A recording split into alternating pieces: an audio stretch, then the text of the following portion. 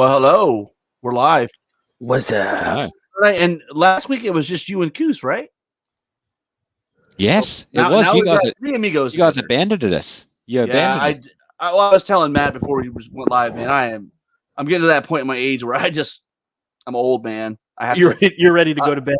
Yeah, I've got to I don't know, man. I've got to really budget my time and gotta get my naps in so that I can make sure I can stay up this late for this thing here. So us men of advancing age. Yeah. And Jeremy, claimed to be stuck driving. Right. Yeah, we went to a comic convention in Stockton, and we're just couldn't get back in time. But yeah, you guys are little birds. You got to fly. Spread your wings and fly. You and Alex. So yeah, exactly. No, it was a good episode. I really enjoyed it. Yeah. And Geldy's sitting in my waiting room at my work. That's awesome. Throwing shade at me. I can see him taking pictures of me through my glass. And part of your fan club. Does he run the International Matt Crozier fan club? Of course, well, there's and it needs a CEO. Like there's so many members. I mean, Rob, you remember that back in the day when we were kids, right? It's like you would always want to join the fan club of something. Like I'd get the 5 proof of purchases off my action figure. I got one better from you though. I would write to the stars on TV and ask for signed autographs. Oh, you would send them I got the A Team. I got the Duke Boys. Pretty much anything from the Magnum PI. I was all over that. Right but tonight, I think what we're going to do is we're mostly going to chat about the recently held Dojo GT, which was held this weekend, and we're expecting the tournament winner to join us to chat about that. But in the interim, I thought, man, we haven't really caught up in a while. So, and I had a couple things I wanted to share, and first of which is this website I pulled up, and thanks to they used to be called Beast of War, but now they're called On Tabletop. They point out this American company making resin models, and they have 28 millimeter fantasy figures, and man, their prices are really reasonable. And so I went and bought. I'll let you know how it turns out. I went and purchased one. Of course you did. Of course I did. Right? Come on. I was like, how could I not? But I bought a stone, or I guess a mountain giant or something. What did I buy? I bought this guy, Stone Giant. He's $40. And he's 90 millimeters tall, or I think something like that. But he's a cool looking model for $40 resin. So I'm really excited to see. Hopefully I didn't get taken. If I did, I will let you know. But just a heads up. Sierra Toy Soldier Company. This is First Legion Miniatures. First Legion Miniatures. Yeah, and yeah. So, anyways, just wanted to quick share that I did place an order. I'm just curious to see how things progressed on that. Cool. The other thing I wanted to mention is there's a new Kickstarter out for a new wet palette system. Remember, Jeremy, a while back, the guys that had the really cool handle with it turned, and they're back with a matching palette system, which looks pretty awesome. And so it comes in different colors, but it's got a lot of little features, like a little thing to hold your phone and hold hobby tools on the bottom. And so, I'm just searching for that now. So what is it? Exemplar, yeah. Exemplar, and it looked really cool. It popped up on my feed in Facebook, and I said, I know you have the red grass one, and everybody loves that. I have the Stay Fresh or Stay Wet palette. Yeah, it's fine, it works. But this one's cool because, I like the fact that it's got 4 snaps, and it holds a lot more than just your paints and your paintbrushes. Holds a phone, hobby tools, which for me might be a cool thing to take to the shop from time to time. Still wouldn't be able to hold paint. Maybe there is enough in that cavity to hold paint. I haven't really looked into it close enough, but and I think the really cool thing is what's unusual is that this thing is going to deliver this year, December 2021. And that's going to be my question. Is right, and so me, I hate Kickstarter, right? Yeah, I hate Kickstarter, but this one feels like, I hate Kickstarter for this very reason, right? It is kind of a pre-ordering system, but in their defense, they don't, how else would I get this from this company? So anyways, just a heads up, Exemplar palette looks cool. Yeah, There's I might back that as well. I did the because Redgrass have a second one coming. I'm on that one, but I think I might do that. I like the idea of a little nook for your phone and stuff. Exactly. Rob, this First Legion has a section called Femme Fatales. It's all there's girls. Well, I will say that the company is really geared towards more large scale busts but they have a small range of 28mm stuff, and they do have a femme fatale section, which is very cool. Yeah, Kickstarter that's exactly what Jeremy was looking at. Yeah, that looks looking good to me. Large scale bust. So, another Kickstarter news: a Kickstarter I backed from West Valley Miniatures. Like, I think this was the last Kickstarter I ever backed. It might have been last year, 18 months ago. It's been a while. I just bought like a little, I don't know, little knight. Yes, a little knight in a like a 2-headed dog. Can you get rid of the screen so we can see it? Yeah, good point. Yeah, that's a good point there. So let's see. I've got this character here. Let's see if he shows up. He's a little knight. Oh yeah, nice. He's not really coming in. Yeah, it's a little bit. And then there's a 2-headed dog, and basically there's 2 halves, and each half has a dog head and some legs. So the funny part about this one, though, I actually emailed Kawe because it just cracked me up. Like, it came from Montana in the United States, and it went to New Jersey, to Memphis, to Baton Rouge, Louisiana, somewhere else, and then back to Memphis. Weird. It took 16 days. So if anybody had any thoughts that the U.S. Postal Service was getting back on track, I would beg to differ. So, you're wrong. You're wrong. So other hobby news. I don't know about you guys. I think I mentioned a few weeks ago that I was in kind of a hobby funk. I was like, I don't really, with Clash of Keys coming out, I don't really feel like adding stuff that I don't know is going to be good. And then I had an epiphany, which was, well, why don't I look at the ogres? Like, you always Siege Breakers, you're going to need those guys, right? And also, I have all those Vanguard models to do. So what I did this afternoon was I finally broke my hobby funk, and I brought on all my ogres, and I'm going unit by unit to do repairs. I painted the army starting in 2016, so 5 years, right? 4.5 years. A lot of tournaments, a lot of busted models. A lot of wear and tear. By the way, and I made a decision. I'm not using hunters anymore until they come out with resin ones. I'm going to throw them in the trash. I have a unit of hunters metal. Their ankles are just like flimsy and they're broken. I'm not messing with those anymore.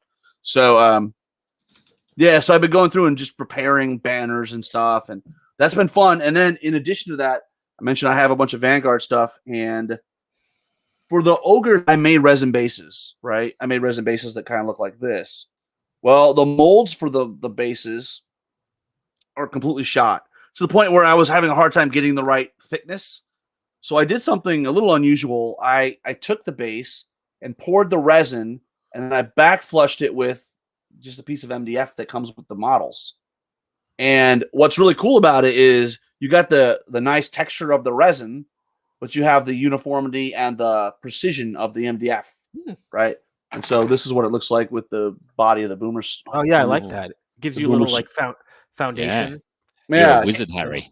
Yeah, it came out pretty cool. It wasn't as much work. Basically you just put some resin in there, push the MDF in, and then basically just kind of like take a squeegee and go over top to make sure that the MDF is flat with the surface of the base. And then when it was done, you just use the MDF as your guide to clean it up. That's as molds, for those that haven't done it before, when silicone molds wear out, like these kind, you would get like large things hanging off the edge. But you have a piece of MDF to show you exactly. Oops, wrong one. Yeah. So I'm working on ogres. Cool. So yeah, right. That's depressing, fixing up an army, isn't it? I've got an elf army that's in massive state of disrepair, and I just can't bring myself to start on repairing it. Yeah. You know what? This has been long overdue to the point where it's been sitting in the case for a long time, just sort of staring at me, and I haven't even wanted to use it. Like, I was like, well, I got like goblins that are missing arms, and I've got like, first of all, if you have a metal weapon on, they're all snapped off at this point, right? Like, and I've got the standards that are metal, they're snapped off, and so it just, I don't know, it just looked like garbage. So I pulled them out and started to, the process of pinning and adjusting, and where I had to add a new model or add a new weapon. I primed the weapon and then hooked it to the model, and I'll go back. And then when I'm all done with all that, then I'll take it to the paint table and I'll go through and touch up any chips, and anything that's new has to be repainted. So I'm excited about it. I'm really excited about painting up my ogres. for Vanguard, and thanks to Mike Horner, our shop owner, he was like, well, we could do it on Armada League, but we could do Vanguard again. I'm like, yeah, I guess we could. And to be fair, I had been running. I'm always the guy that was like, well, I'm going to run the faction that nobody else wants to run, and I would just jump from faction to faction, and nothing would ever get painted. So this is also an incentive to actually get the freaking. It's a win-win, right? Like, okay, I'm going to paint this Boomer Sergeant for Vanguard, but he's also in Kings of War. So I'm going to paint the Bully for Kings of War, and it's Vanguard. So it's like it's just a win-win. And I have to worry about: do I want to paint more Kingdoms of Men? Do I want to paint my Salamanders? Should I keep working on my Goblins? Plus, let's be honest, nobody wants me to keep playing Goblins. Let's be honest, nobody wants that because all it is just war engines coming, right? It's just nobody wants that. All right, I've been dominating. What have you guys been doing hobby-wise? Well, I was surfing. I like the pause. Pause. I was surfing the internet last night, and I had a terrible accident. I slipped and bought a resin printer. Oh, which kind did you buy? I got the Elegoo the Elegoo Saturn. Saturn's a nice one. Yeah. So it was funny. Me and a couple of mates who bought our FDM printer that we never use. We were like, oh yeah, maybe we should get into this. Let's research it. And then the research just basically took 2 seconds. I'm like, yeah, something says that Elegoo's good entry model. And then we said, oh, Michael Clark from the local scene, he's got a Mars, but he really wants a Saturn. We're like, all right, well, we'll buy the one that makes him jealous. Nice. That's the best. And that was the research. 5 minutes later, it's on its way from Amazon. That's the best way to do stuff. And they're reasonably priced, as I recall. Yeah, so basically, the Saturn is I think, it's like $400 US or something. That's not too bad. Which is, you know what? I mean, in all fairness, it's super cheap. For me, it's just like I don't have room for anything. And I also don't want another hobby. Problem. And so I've got like 10 people in Memphis that have a resin printer. And so I can just be like, hey, Mike, hey, Billy, hey, whatever, print me this model. And I don't probably plan on using it for like whole armies necessarily. We really want to get into War Master scale, so we'll use it for that, and do some 10 or 15 mil or whatever it is, and print some. Now you got me peak. You really should plan a trip. We're going to have a huge 10 millimeter Kings of War battle at the next NashCon next awesome. year. We did it a few years ago, and that's what kicked me off. And that's probably something we should revisit. We basically base it like using the War Master basing, which is like a 20 by 40. Don't quote me, but we basically have like a small base. 2 of them make a square, 4 of them make a horde, and we actually have little movement trays that they magnetize into from Shogun Miniatures, and it's totally unnecessary, but it's totally blinged out to the point where you just gotta love it, And it's just like put 6,000 points down and smash it forward. Well, that's what we plan to do. We plan to basically use War Master size bases, but we won't even change the Kings of War rule set at all. So when you use a little dragon and it goes 20 inches, man, that feels like it's flying. And it just makes everything super nimble, right? Like, because you can pivot because you're like a tiny thing. But you know what happens? All that stuff just washes out, and it just becomes like this super fast-paced. Like you couldn't play that game at that scale with 28 millimeter in the same amount of time because things just wouldn't work the same. And it's just fun. Like we also have a rule, no magic artifacts. It's like you just take stock standard units. That's it. Very limited spell casting because who the hell cares? I've got 15 other regiments of war. I play Varanger, or I did play Varanger in that. And it's just like, I got like 15 regiments of them. I'm of the knights. I'm like, one dies, who cares? So it's amazing. Your resin printer will be awesome for printing out the models, but also for printing out the terrain that goes with it, because that terrain's much smaller, right? And so because I tell you what, playing on a 4x6 table with pieces of terrain like the footprint of the terrain are normal for us, are normal sized Kings of War terrain pieces. But then what would be blocking terrain is the same size, but it's a village, not one house, right? Yeah. Or so what's cool is the forest take on a whole new meaning because the base is small, the big giant forest, and there's like 20 trees on the base. It's like, oh, it's like a massive forest. Exactly. Yeah, that's cool. I like that idea. Exactly, it's cool. I'll have to take some pictures the next time we've been chatting about playing it.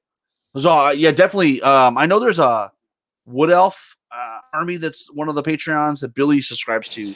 Yeah. I can bring it on next episode. Where there's a couple of Patreons that are really good. One company's called Forest Dragon. That's probably what you're thinking of, and they've got a bunch of that scale of armies. And their Wood Elves are really good. I would caution people if you're gonna don't follow my lead. We some of us went in with the War Master figures because we just like the the affinity to the old world. They're so stupidly expensive. It's not worth it. You just 3D print them. I mean, I like your idea of instead of being an impassable building, you can make a whole castle. So it's like you got to go around the castle. So I think terrain, not only scaling it down is cool for the army wise, but probably what you could do with terrain is really fun. That scale. Yeah. There's a lot of cool options, and the table just looks visually stunning. And think about this too. Like a 1-inch hill in that game, like it looks like an expansive. Like, oh my god, I'm gonna come off a cliff because these guys are 10 millimeters, 12 meters tall.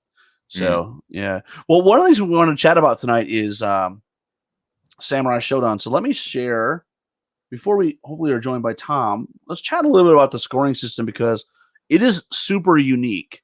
In fact, I don't think outside of the U.S. Masters last year in New York, I think that's the only other time I've seen what we call ranked scoring, which is a really it's got its pros and cons, right? And that's something we'll chat about tonight. And I think there's a possibility that there's probably something we could probably learn from, right? So their battle scoring is pretty typical. It's 24 points, just like normal.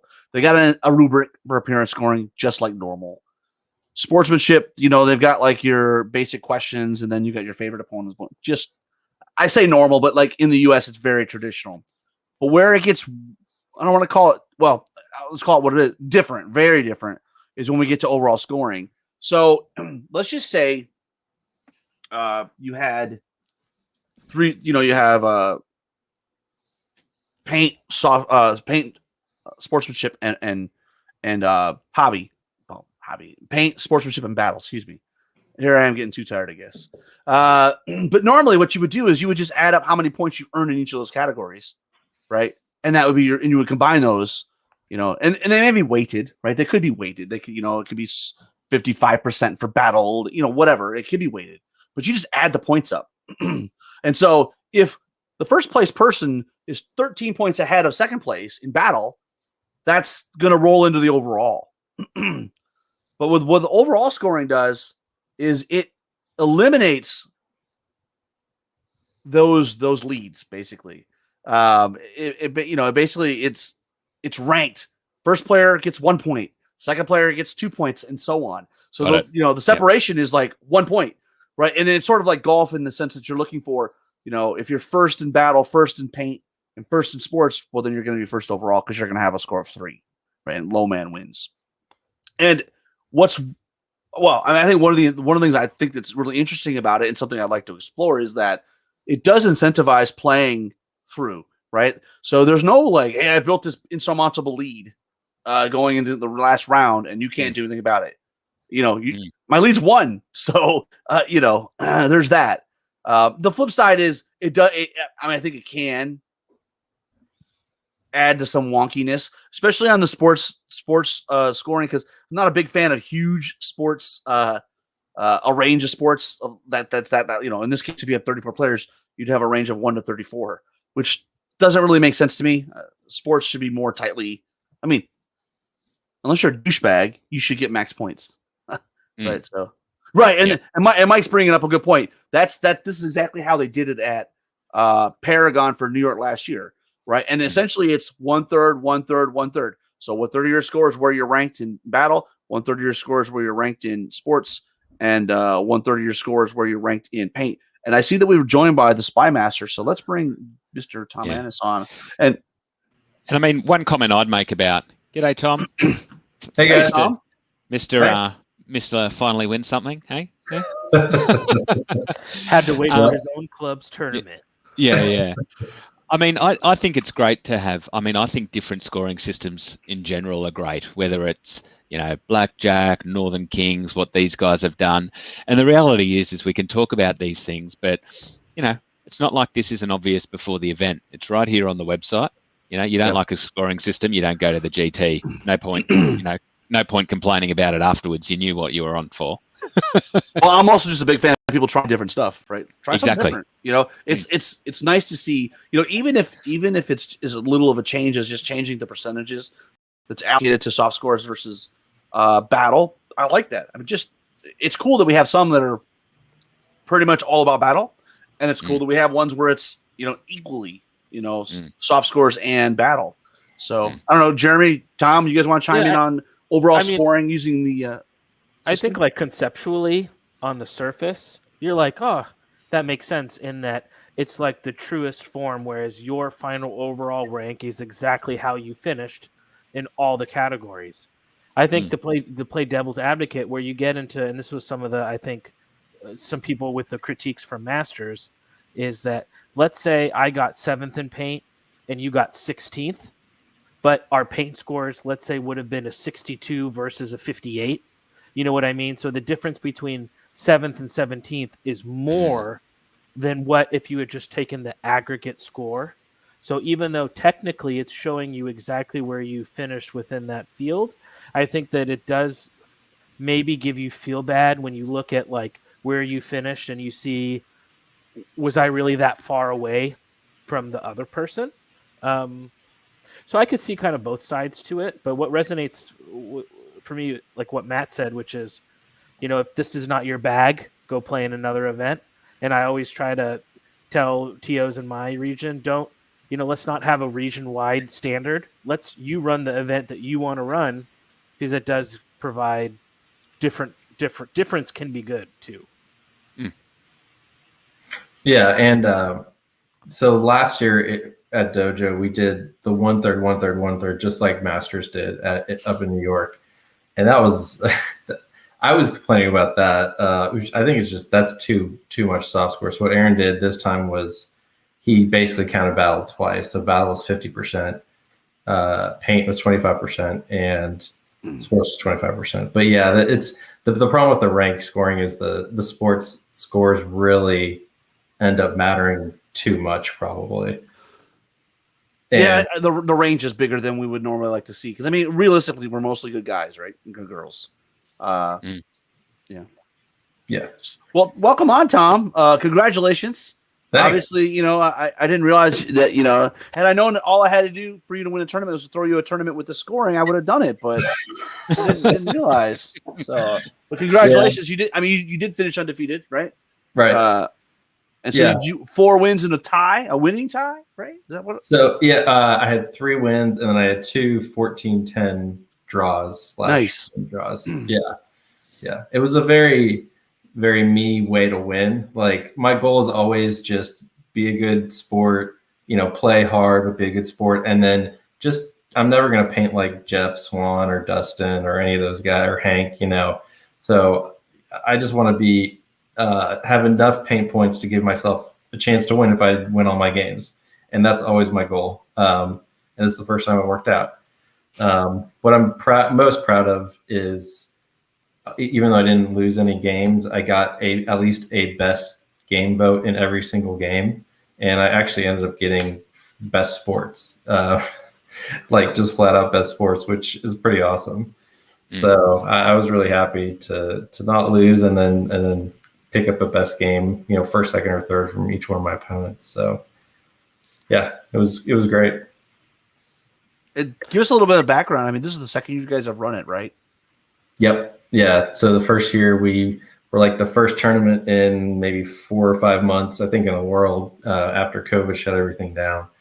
And so, we have been wanting to do a tournament for a while, but it was just, we have so many South events that it's hard to find a spot on the calendar, but we finally did it. And yeah, Aaron's been running it, and he's doing a great job. So I see a comment from Thor. He's asking, what's an easy way to not have sportsmanship score? not hurt your performance score in your place in the tournament. So what we tried for the first time at this past Kings of Memphis was the only part of sports that was contributing to your overall score were questions like, did you show up on time? Were you, were you prepared for your game? Did you finish all your turns? Like the kind of like general questions about the etiquette of your, your sportsmanship during that game. It wasn't anything to do about, did you like the person? Did you favorite game votes? So that was what was contributed overall. We also had a sportsmanship award, which was just completely separate, and it just was for favorite opponent votes. I think going forward, that's probably what I'm going to do. Just because, in my mind, this is a weird tangent, but in my mind, I've got employees and they have training, right? And we judge people on every year. We give them performance reviews, right? And we give them a 3 if they meet expectations. If we give them a 4. Well, every year they're sad because I give them a 3, and I'm like, for training, because how do you beat my expectations of you did your training on time? Like, right? And I feel like that's kind of like sportsmanship. Congratulations for doing your job. Yeah, you did your job. So great. And sportsmanship's sort of the same thing with me. It's like, you're not a dick. You get max points, right? Yeah. Anyways. We only ever have an award. I mean, but that's very an Australian thing to do. Like we don't really score these things. If someone's bad sport, you just take them out the back of the shed and punch them in the dick a few times. It's like they'll give up. I don't know how to follow penis punching, but I think the more I think about it, I think that way, Rob, is the way that you should go, which is the part of sportsmanship that affects overall is did you play a clean game? Did you not cheat? All of the basic things we want from clean games. And then sort of the extra best game, or what we would say is more personality stuff, that maybe goes towards the separate role. But it's one thing to tell someone who's maybe not gregarious or who's not outgoing. You can teach them how to play a clean game, but it's very hard to make someone who's not naturally outgoing be like, oh, now you have to change your personality or you can't do well. Well, it's funny you say that, because a few years back at the last Blue Sea Brawl, we actually tried judging sports on what the people coming to the event thought were good characteristics of sportsmanship. So we allow people to judge you based on, altruistic play or clean play, and it was a couple different categories and they voted on it. And at the end of the day, it just was overly complicated, right? And at the end of the day, I think at a very bare minimum, let's just show up at the table and expect that there's, a reasonable, I don't want to say discourse, but a reasonable human interaction, and there's clean play. Right. Yeah. I think that other way with the altruism and stuff, it ends up leaning more towards the popularity contest, doesn't it? Well, and also it just, my definition of what's a good sport is going to be different than Tom's or Jeremy's, right? And I think that's the sticky wicket is people get into when they're trying to identify a good game or a good sport. That's where that runs a whole gamut. Depending who you are and where you are, that thing is different. Yeah. On the other hand, I think sports scores are good. If you're consistently getting bad scores at multiple tournaments, it's time to think that it's not everyone else's problem and maybe it's your own. The people did actually know how to fill out the sports score. And Like I've heard that. Like totally. Like at some point you got to say, oh, there's a common denominator here. That happens to be me. And I think that works. That works for some players. Because I've had players who I played with say, "Hey, Jeremy, my sports is really low every tournament I play you all the time. What do you think?" And that's when you can be like, "Well, this is what I'm thinking." So I think that the people arguing that sports scores don't incentivize change or growth, that people are always going to be the people they are, I don't buy that 100%. I think that they can be a platform for people to springboard off of. Great segue. Mike Rossi has a great article about this very thing, about some of his bad behavior he used to have when back in the Warhammer days, and how incentivizing a sports score. But wasn't Northeast like the worst region? Yeah, honestly, they in Warhammer, full of all the a-holes. Honestly, if I had to play something from the Northeast at Adepticon, I'm gonna probably drop the tournament because I'm like, I don't want to do this, because every time I would have knockdown, drag out fights over stupid shit. Right? You're just like, this is not worth my getting so aggravated over. And I think it's a great, it's not, and he's not alone. Jeff O'Neill said in your interview with him, Rob, that when he was playing 40K, he didn't like the person it turned him into. the rule set. So, I mean, he hasn't changed because of sports scores. He's changed because of the rule set as well. And that's a point that Mike brings up in his article on -28, is that also sporting play can be a beneficiary of a clean rule set, right? Because it provides a lot. I don't want to say, it's just clean, right? And it's easy to understand, and there's less ambiguity in the rules, so there's less, misinterpretation. Oh, I interpret it this way, you interpret it that way, and then that just creates I just want to friction. know, Tom, in your prep, all your practice, what happened that last playtest game you must have played before going into Samurai with whoever that opponent must have been? You must have just crushed them, right? Because your list was so functional. What happened in your last playtest game? I got my ass kicked by you, actually. That's it's unusual because we hear it's the other way around. So yeah, right.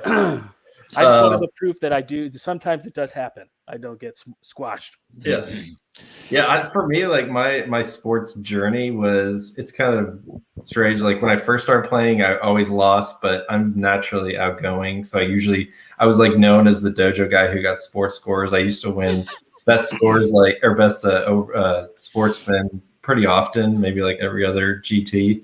But I was winning maybe 2 or 3 games. And then I started winning like more games. But I was really like trying to figure out the game. And so I think I got quieter and like more focused during the game because I was like, what am I going to do? What am I going to do? And my sports scores went down a little bit. And then once now I feel like I am more relaxed because I haven't figured the game out totally, but I'm pretty comfortable knowing what situations I'm in. And so I can relax and actually engage more. And so my sports scores have started going back up now, even if I win more games. So I don't know what that says, and it's very subjective, obviously. But that's we have another comment from Thor. It really, when I read that, I think, fluff army versus competitive army and that effect on sportsmanship. Because, I think, and that's one that's real super tricky. So I have in the past used questions like, and I'm okay with this. Will you play this player again? Just a simple question. Will you play him again? And typically, if they check no, then you're going to have to talk to them. Right? Like, well, okay, that's a big check, but what's going on that you wouldn't play with them again? Same thing, would you play this army again? And I think the issue here with competitive versus fluff armies are the people that make those armies have 2 different intentions at the table, and this usually materializes in round 1. And round 1, you get this fluff bunny, we'll call him fluff bunny, against a tryhard, and they one's trying to win the game, really putting their best effort, and one's just there for a social, hangout. The good news is that I think over time, people kind of sink, to their levels, right? And the people with not, the less competitive armies kind of fall down to a table where they're going to play players with like-minded, aspirations out of that game. But this is a trick. That right there is probably the trickiest part about, that effect on sportsmanship, because, I've seen the questions like, will you play this army again? Well, technically, if the army's legal, but at the same token, you also want to incentivize people to bring armies that aren't completely not fun to play against. But I don't know. Everybody talks about Jeff O'Neill's. Do that, you change your tournament rules. Do you know what I mean? That's up to you could add comp, right? You could, that's what we did in Warhammer.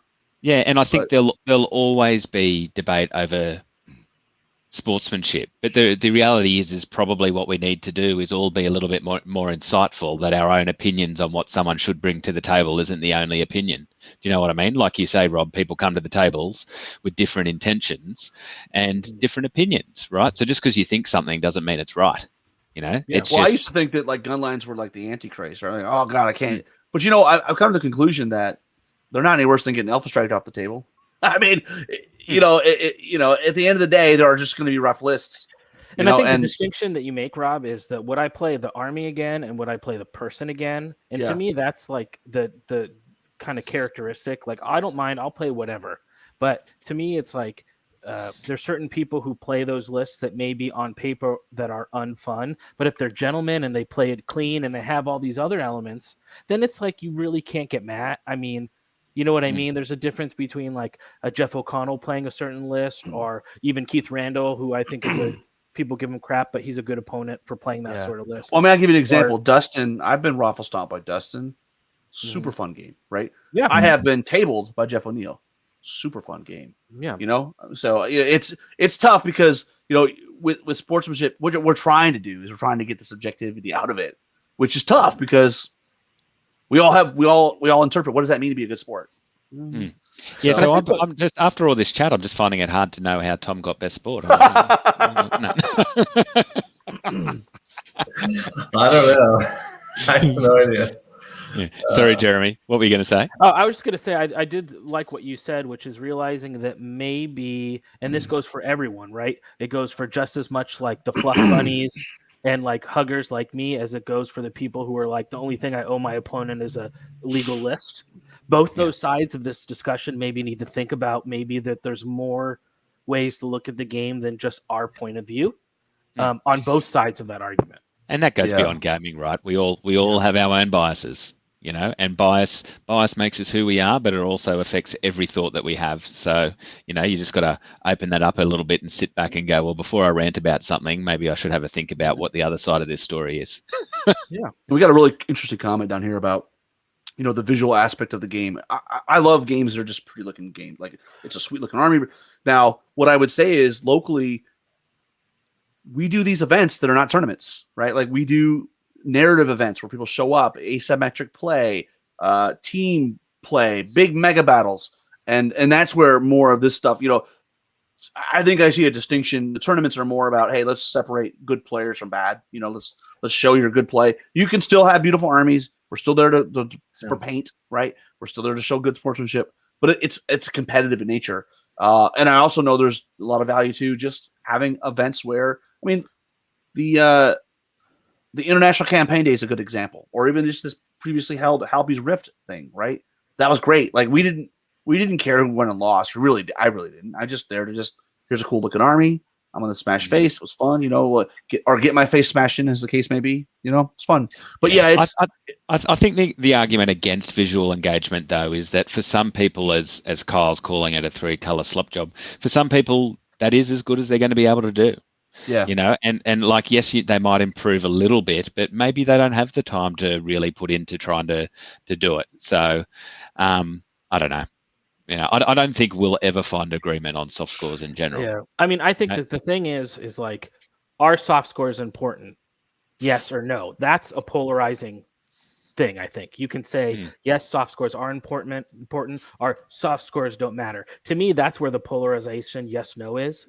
And then if you're going, and I'm on the yes side of that argument, but then once you get past that, then you go into the subjective, which then, like Mike Atkins is trying to say, where then it just, it's all these threads of where you are, what part of what's your scene like, all these. So I don't think we don't know the perfect answer to how soft scores should work, other than, in my opinion, we should have them.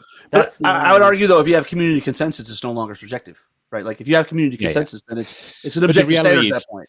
You won't have community consensus, right? Well, that's a whole other thing too, right? Because you've got what do they call it in environments, where each little environment has its own little ecosystem. Like there will be a different community consensus in the South as there is in the Mid-Atlantic, as there is somewhere else. It's not going to be exactly the same. Yeah. Ultimately, the problem with that is you have people traveling to different ones, and they don't understand what the local consensus is. Right. Yeah. Well, that's like, just at a small micro level, like we've all been there. We show up at the shop, we're playing some new player, right?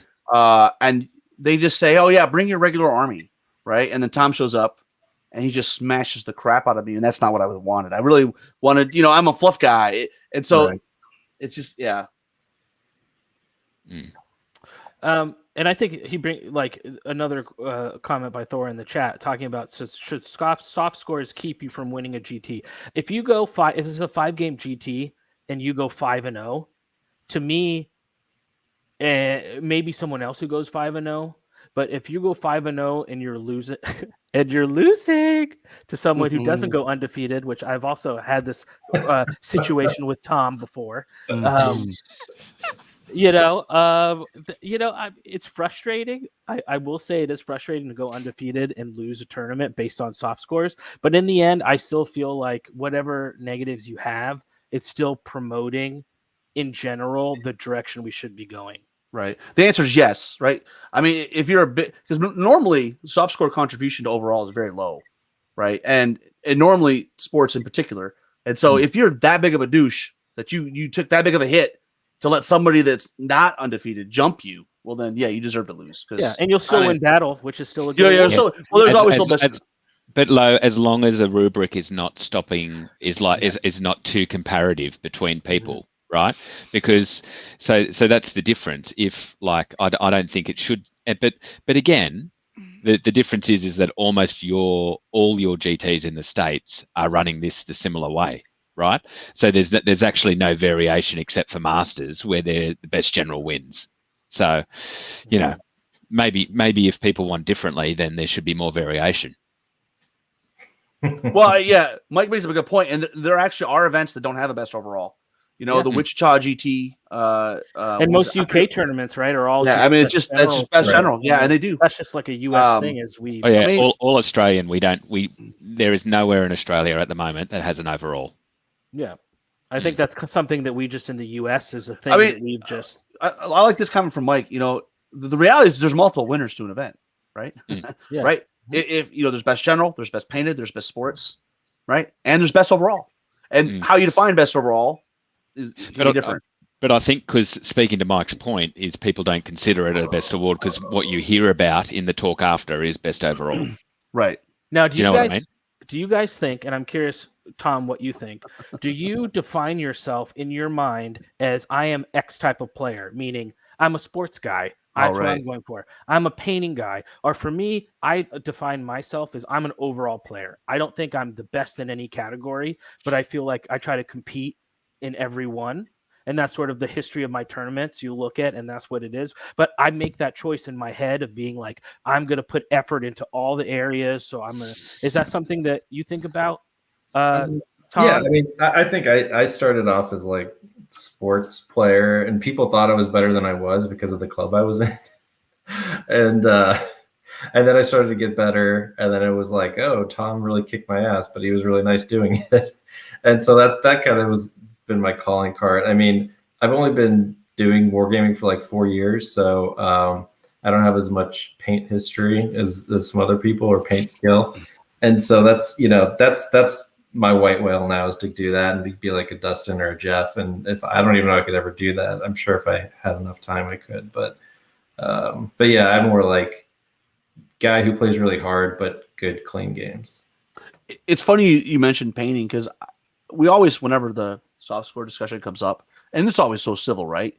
There's always that person that says, I'm just not talented in sports, and I'm just not talented in paint, and there's just no way I could ever paint. I think that's how I feel about best general. Like, I'm terrible at the game. Like, and you know what? I'm not going to spend enough time to be better at it. So, totally. You know, I don't know. It just my point of view is like whatever keeps people coming back playing. Like the greatest amount of people that want to come back and play Kings of War, because who cares if like I win or Jeremy wins or Dustin wins or who, you know, some of these they win all the time. It doesn't matter if one wins this one, the one wins that one. They're always at the top competing. I'm really concerned about, you know, wanting people to come back. So whatever system promotes that to the greatest extent is what I'm in favor of. And I think that's a great point. I mean, and having soft scores and everything obviously works for your community over there, because your community is growing. Right, not having strict soft scores over here works for us. Our community is still growing. You know, it's the same in the UK. May it grow better if we have sports scores or soft scores? Who knows? But you know, it's not like it's not working. Right. Yeah.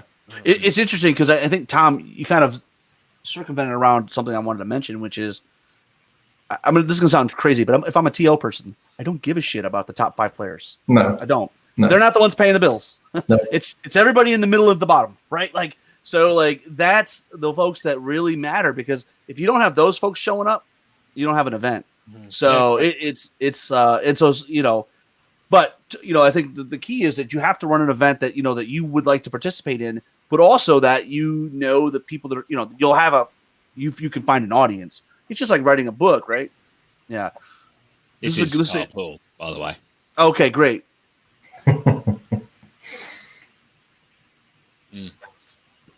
Yeah. Well, he is still a dick. Let's be honest. Yeah. I was gonna say, is he not?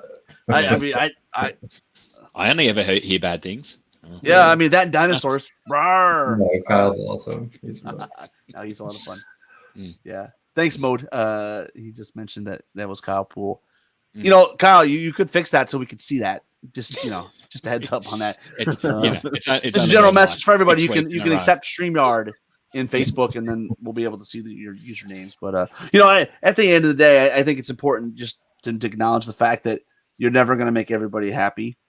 And you know, circling back to what Mike said about consensus, it's like I don't know. It won't be one. We're chasing it, right? Like, you know, I think what you try to do is you try to get as many people happy as you can, you know, and you know, that's all. That's the best you can do, and take feedback. So, like for example, Tom's now no longer a bridesmaid, which is amazing. So Matt Carmack. The best part about winning is Matt Croger can't give me crap about not winning anything anymore.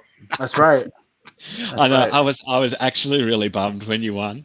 I was like, this is one of my favorite jokes that I can't use anymore. You let me down, Jeff Swan. So do you want to tell us your list, Tom? Yeah. Yeah. Or do you want to show us your list? Yeah. That would be really cool. I can do that. It's not actually my list. It's another Tom's list.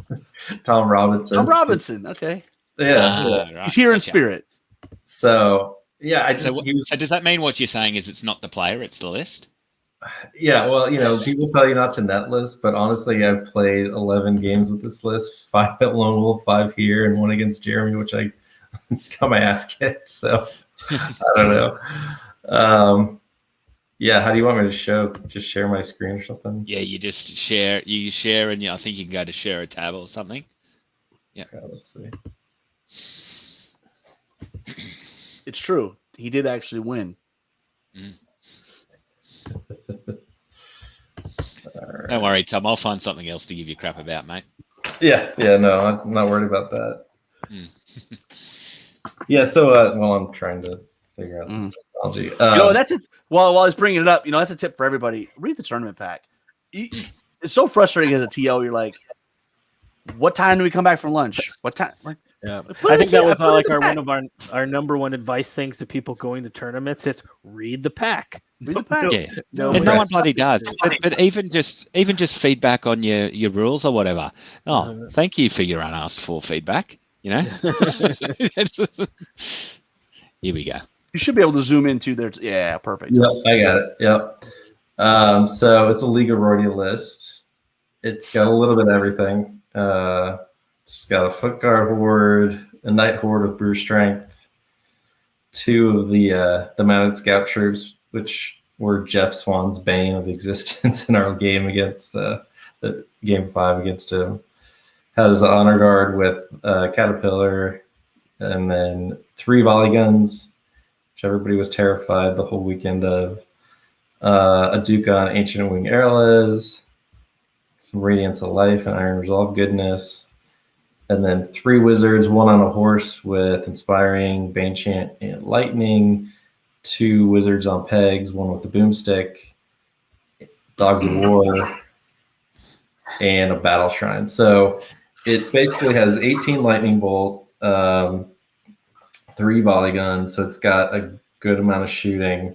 It's got 3 big hordes and a lot of good scenario units with the 2 fast cav troops and the 2 wizards on pegs. So it plays all the scenarios pretty well. It's balanced, slightly slanted towards shooting. But it's really designed to put those like 15, 17 defense 5 units in trouble, because like the shooting on average takes off a 15, 17 horde a turn. The Knight Horde, it's hard for 15, 17 units to kill that and not get killed on the counter charge. So it just messes with the math of like the typical list, which is what I like about it. But yeah, it did well. Yes, that is correct, Thor. I have a lot of appellations for whatever reason. Yeah, I think Rordia do one of the best balanced lists, honestly. I'm pulling him up for a UB game, but I think, like you say, that bias towards shooting that is with that bias being on the lightning end too, I think he's just great balance in a list. Mm-hmm. The first time I ever heard the handsome Tom was in the bathroom at the Alamo GT, and then that's all I'm going to say about that story. I was going to say that's where I first heard the nickname. Dude, so that sounds hot. I don't even remember that. You're gonna have to tell me later. I'll tell you off air. Yeah. So yeah, it was good. It's a super good list. A little bit of everything, like you said, Matt. The combined arms sort of balanced League of Rordia. I mean, you got hitting stuff, you got shooting stuff. So, and those organ guns, I found the way to beat them is to just run in front of them and have Tom miss, and then that strategy worked well for me. So, the funny thing about them is like people, they don't really do. I mean, they do a lot of damage if you give them uncovered shots, but mostly people just ran away, and that's fine because they're only 80 points each. So you get that back in board control, even if you don't kill anything. That's what I like. Yeah. I've always found volley guns, whether it's dwarves or these, it's more about they have such good distraction value, right? And I actually think that's where most of their value is. It's not in what they take off. It's board control, right? Like people think, oh, I don't want to go near it. You know, in some cases, got 3. Yeah, right. There you go. Yeah. So, how'd you find your weekend, Tom? I mean, obviously, you sounds like you had a fun time, but who'd you get to play? Yeah, it was great. So I played a South Masters player, Lex Simon, the first game. He was running Abyssals like he did at Masters. I've never played him before, so that was fun. And then I played Chuck Williams, which he had a crazy. Was Chuck playing dwarves? Yeah, he had this crazy 21 drop dwarf list with a bunch of sharpshooter troops and flame belchers, and then 10 ironclad units with all dogs. We had like 80 dogs. Oh my gosh. He shot off my Night Horde turn 2. It was like, oh shit. Oh, that was a super fun game. Then I played a new player, a new Austin guy, who actually ended up 4th overall. His name's Jesse Garrett. He had a really beautiful herd army, and he got invaded against me. So like turn 2, all of his stuff was on my side. I'm like, oh man, I'm really gonna have to fight to get across the line. But yeah, he was great. He didn't have great dice. Like his Spirit Walker horde charged a volley gun, so he had like 90 attacks, and then he double one-did it. Things like that. But that was a good game. And then I played Brad McKay in his 4 Ice Elemental Horde list today, game 4, and that was a draw. And then played Jeff Swan with his ogres, who everybody thinks is bad, but he keeps destroying people with. So, yeah. Well, you can see Kyle Poole ask a question to you, Tom. Volley guns or war trons? Really, I think Kyle's just asking for it's for his own ego. He just wants to hear you say, war trombones are great. Come on, we all know they're great. Yeah, no, they're both fun. To take 3, that's the thing. It's like I see people, should I take 2 volley guns, or like no, take 3 or take 0. And the same thing with trombones.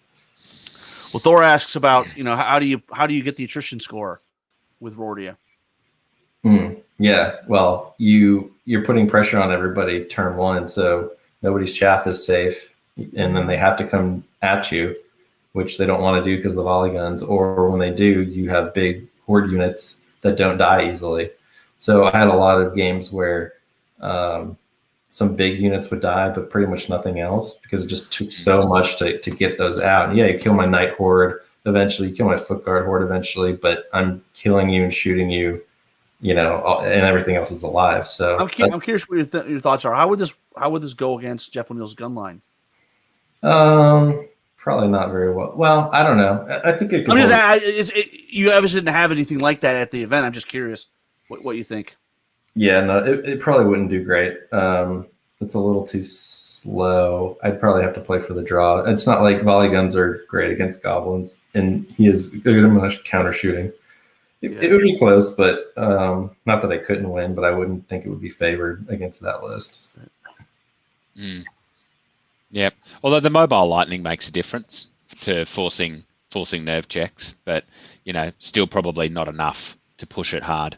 Yeah, it does have a counter in height 3 or more lightning bolt, which is definitely a counter to those goblin lists because you start poking at the trombones and the bangets and stuff. Maybe get lucky and take a couple off before they can get into you. It'd be a good fight.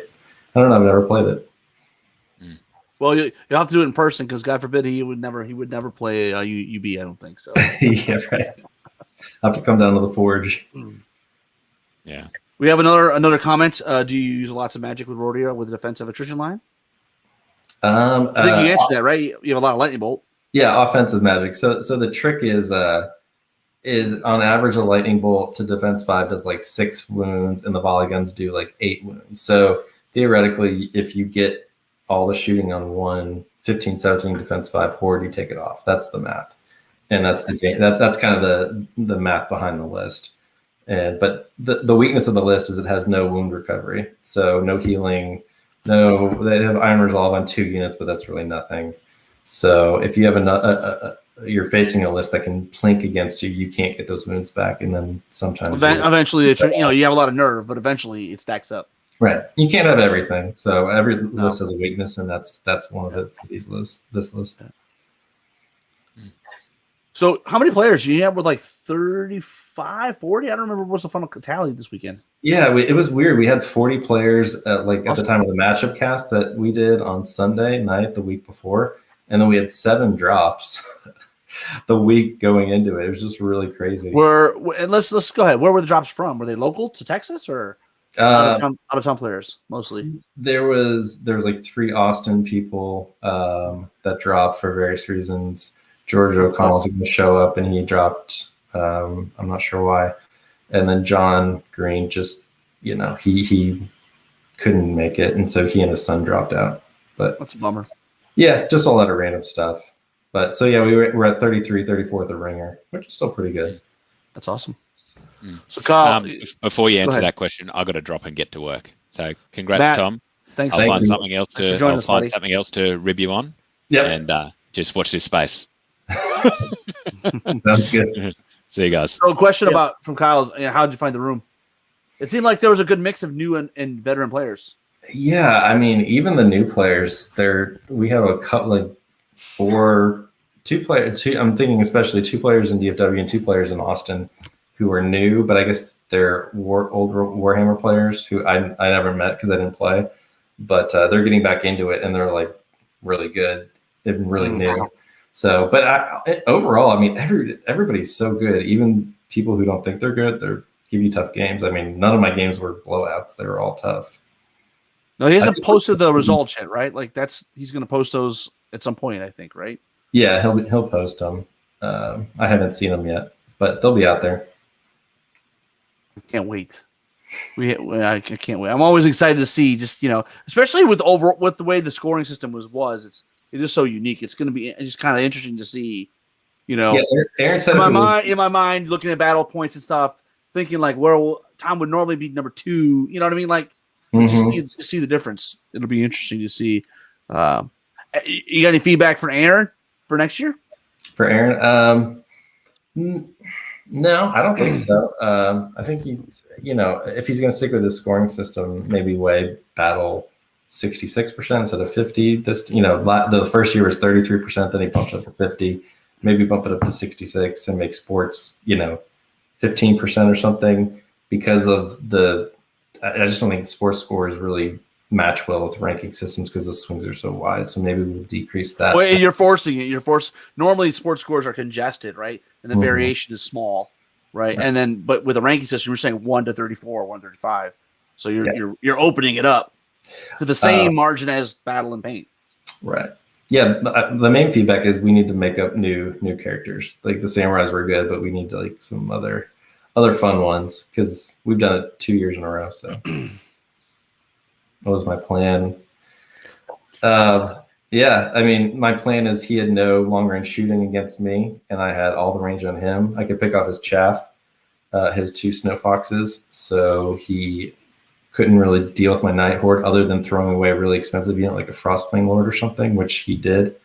And then, I'm going to take a turn of, a lot of shooting, but turn 1, I shot off one of the hordes with my volley guns and lightning. And yeah, I mean, that was pretty much the plan. It was it was Salt the Earth. So he burned every single token, and then I didn't burn one in my corner, which I thought I was going to hold at the end of the game, but it turned out he got that one. I should have burned it because I had the center. It was close, but yeah, that was my plan. Awesome. Well, oh yeah, so you went second. Yeah, I think I lost almost all the rolls. I think I went second almost every game.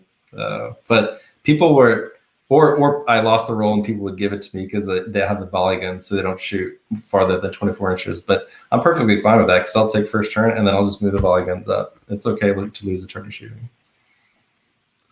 Awesome. Well, I don't know. Jeremy, you got anything? Yeah, congrats, man. I know this is like a long time coming.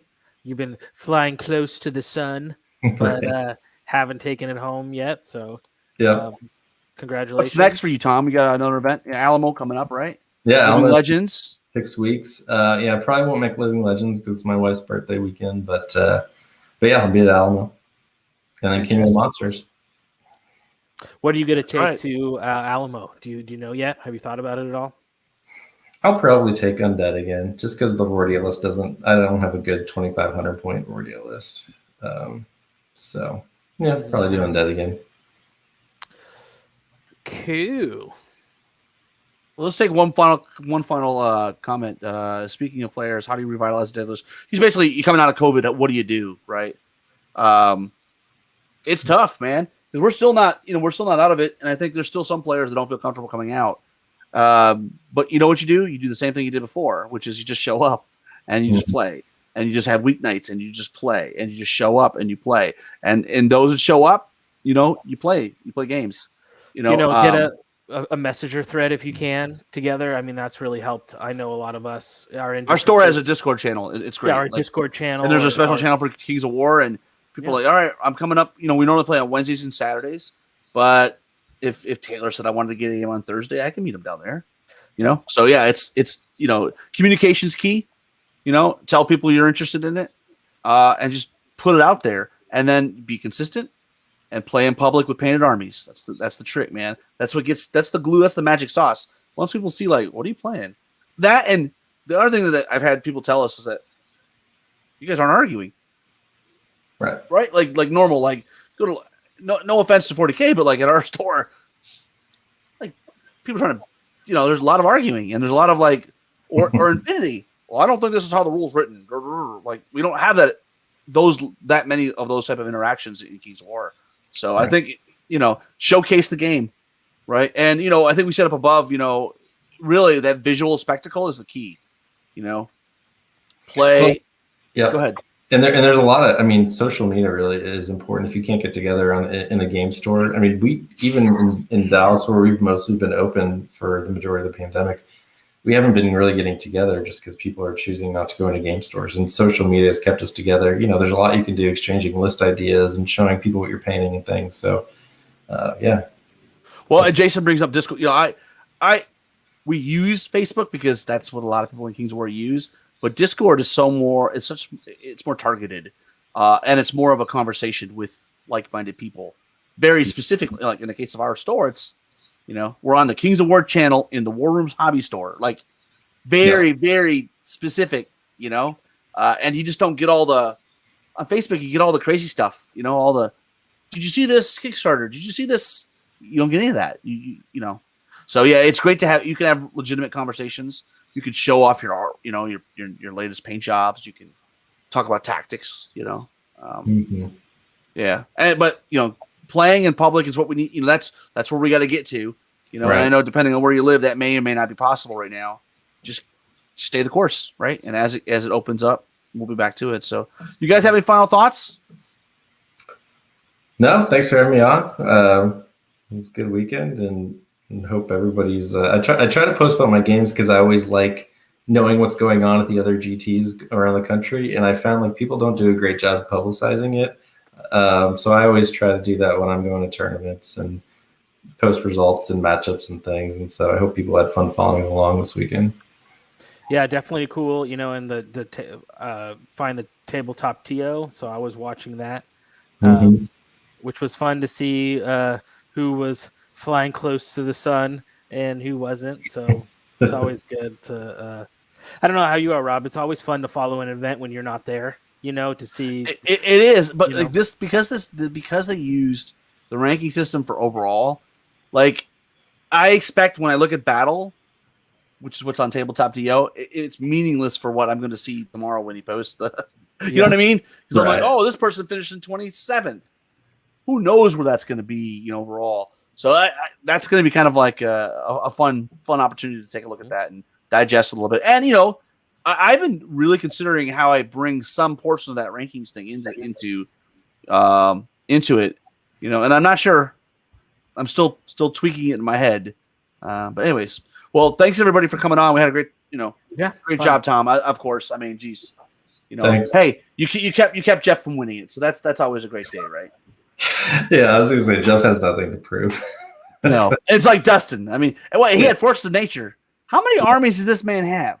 I think he has all of them, honestly. Yeah, I mean, there's a handful of guys that you send them to any tournament in the country, and they're going to be competing for best overall, and both those guys are on that short list. Exactly. So, and now Tom's on the short list. Yes. I'm a dark horse. I like staying the dark horse. Mm-hmm. Well, thanks, Tom. We appreciate you coming on. Jeremy, thanks everybody for joining us. We'll see you next week, and we'll have a podcast out for you on Wednesday. So take care, everybody. Thanks.